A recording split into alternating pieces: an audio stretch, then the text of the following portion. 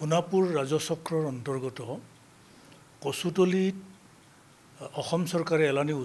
উচ্ছেদ কাৰ্য সম্পাদন কৰিছে আৰু এই উচ্ছেদটো বৈধ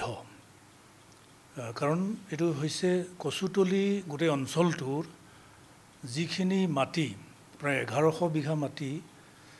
সন্দেহযুক্ত নাগৰিকসকলে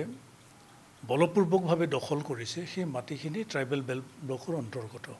দক্ষিণ কামৰূপ ট্ৰাইবেল বেল্টৰ অন্তৰ্গত আৰু ট্ৰাইবেল বেল্টৰ ভূমি অসুৰক্ষিত শ্ৰেণীয়ে হস্তগত কৰিব নোৱাৰে এনক্ৰছ কৰিব নোৱাৰে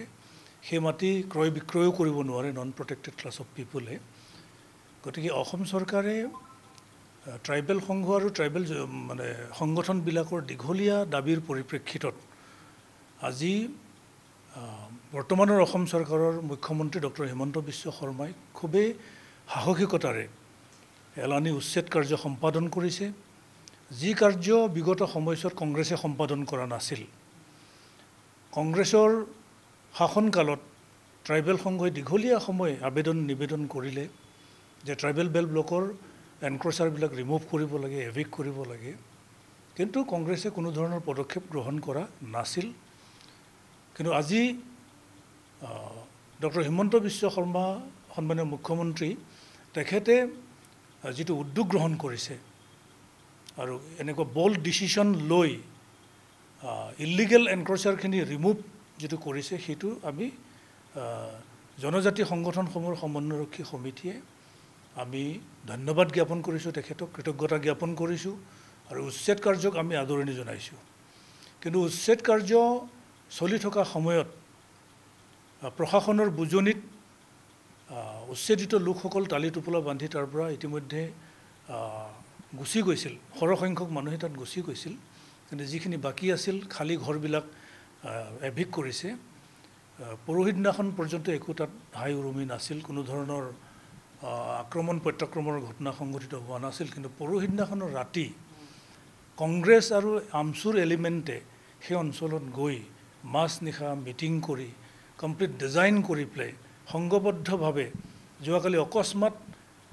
প্ৰশাসন জিলা প্ৰশাসন আৰু পুলিচ প্ৰশাসনৰ ওপৰত আকস্মিক আক্ৰমণ চলাইছে উচ্ছেদিত লোকসকলে তাৰা সংঘবদ্ধভাৱে আৰু একদম ডিজাইন এটো পুৰো মানে পৰিকল্পিতভাৱে আক্ৰমণ কৰিছে আৰু এই আক্ৰমণৰ ঘটনাক আমি গৰিহণা দিছোঁ নিন্দা কৰিছোঁ আৰু আমি চৰকাৰক দাবী জনাইছোঁ এই ঘটনাত জড়িত বা যিনে ইনষ্টিগেট কৰিলে যোনে প্ৰৰোচিত কৰিলে মানুহখিনিক প্ৰৰোচনামূলকভাৱে যিসকলে তাত গৈ উত্তেজিত কৰিলে মানুহখিনিক ভাষণ প্ৰদান কৰি সেই সকলক চিহ্নিত কৰি কৰায়ত্ব কৰি দেশৰ আইন অনুযায়ী শাস্তি বিহিব লাগে বুলি আমি দাবী কৰিছোঁ দ্বিতীয়তে আমি চৰকাৰক দাবী কৰিছোঁ এই উচ্ছেদ কাৰ্য কেৱল হেৰিতেই কচুতলিতে কনফাইন নকৰি ইয়াতেই কেৱল বাহাল নাৰাখি এইটো সম্প্ৰসাৰণ কৰিব লাগে অসমৰ ৪৭টা ট্ৰাইবেল ব্লকত বা বেল্টত যিমানবোৰ ইলিগেল এনক্ৰচমেণ্ট আছে তাহানিৰ পূৰ্ববংগৰ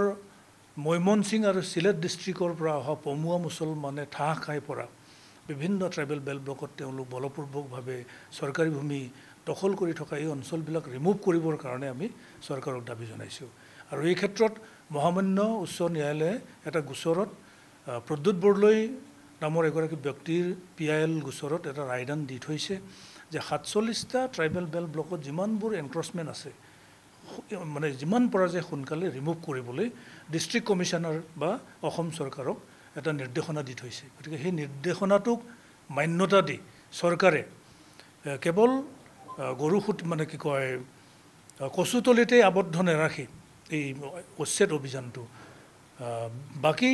ট্ৰাইবেল বেল্ট ব্লকবিলাকতো উচ্ছেদ অভিযান আৰম্ভ কৰিবৰ কাৰণে আমি আহ্বান জনাইছোঁ আমি ট্ৰাইবেল অৰ্গেনাইজেশ্যনছ কোঅৰ্ডিনেশ্যন কমিটি চৰকাৰৰ সৈতে আছোঁ আমি পুৰা সমৰ্থন চৰকাৰক দি যাম কাৰো ভাবুকিত কাৰো ৰঙা চকুত ভয় খোৱাৰ কোনো কথা নাই এইটো বিধিসন্মতভাৱে আৰু এইটো বৈধভাৱে এই লিগেলি একশ্যনবিলাক ল'ব লাগে এভিক কৰিব লাগে আৰু ৰিভোক কেৱল এভিক কৰি থ'ব নালাগে সেই মানুহখিনিক ডেপৰ্ট কৰিব লাগে সেই মাটিত আৰু তেওঁলোকে পুনৰ যাতে ঘৰ সাজিব নোৱাৰে তেনেকুৱা এটা ব্যৱস্থা গ্ৰহণ কৰিব লাগে আৰু কচুতলিৰ যিখিনি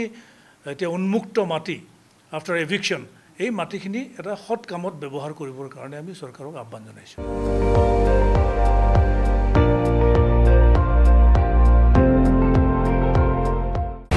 আপুনি চাই আছে ND24